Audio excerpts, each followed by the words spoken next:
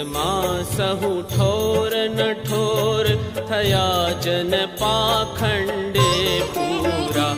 આ કળિયુગમાં સહુ ઠોર નઠોર થયા જન પાખંડે પૂરા.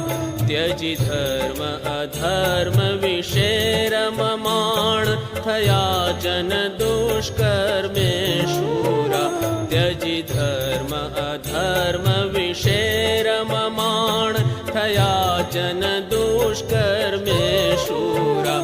આ કળિયુગમાં સહુ ઠોર નઠોર થયા જન પાખંડે પૂરા.